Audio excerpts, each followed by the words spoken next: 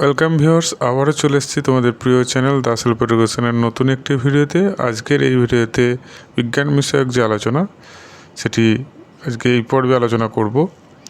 উধাও নেপচুনের মেঘ, এর রহস্যটা কী, বিজ্ঞানীরা কী জানাচ্ছেন সে সম্পর্কে আজকের এই ভিডিওতে জানবো। তার আগে যারা চ্যানেলে প্রথমবার এসছে আমি অনুরোধ করবো চ্যানেলটিকে সাবস্ক্রাইব করে পাশে থাকা বেল আইকনে ক্লিক করে অল নোটিফিকেশান অন করে দাও। এই ধরনের ভিডিওগুলি সবার আগে তোমার কাছে পৌঁছে যাবে। উধাও নেপচুনের মেঘ, মহাকাশ বিজ্ঞানীদের পর্যবেক্ষণে এই যুগান্তকারী মহাজাগতিক ঘটনা ধরা পড়েছে। 3 দশক ধরে হাবল স্পেস টেলিস্কোপ, হাওয়াইয়ের WBM কেক অবজারভেটরি এবং ক্যালিফোর্নিয়ার লিক অবজারভেটরি থেকে নেপচুনের ওপর পর্যবেক্ষণ চালিয়ে এই অভূতপূর্ব ঘটনাটি নজরে এসছে।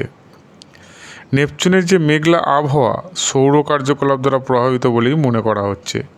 যে মেঘের উপস্থিতির এই পরিবর্তনের ক্ষেত্রে 11 বছরে সৌরচক্রের যোগসূত্র খুঁজে পেয়েছেন জ্যোতির্বিজ্ঞানীরা।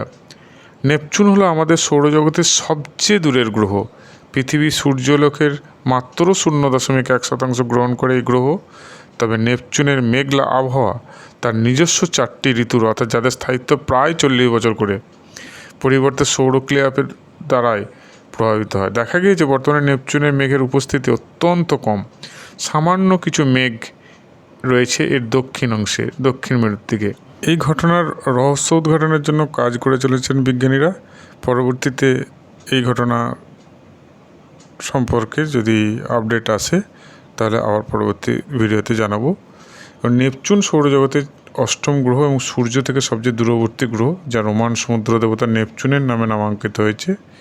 নেপচুন পরিধিতে 4র্থ এবং ভরের 3য় সর্ববৃহৎ গ্রহ, পৃথিবীর ভরের প্রায় 17 গুণ।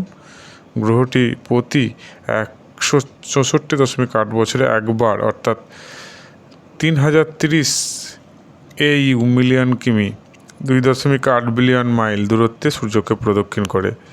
এর যে গ্রহটি মেঘে ঢাকা থাকে, কিন্তু এখন বর্তমানে এর মেঘ যে উধাও হয়েছে সে সম্পর্কে বিজ্ঞানীরা এর রহস্য উদ্ঘাটনের চেষ্টা করছেন। আজকে এই ভিডিওতে নেপচুনের সম্পর্কে আজকে জানলাম। পরবর্তীতে আপডেট এলে আবার পরবর্তী ভিডিওতে জানাবো। আজকের ভিডিও এই পর্যন্তই। Thanks for watching.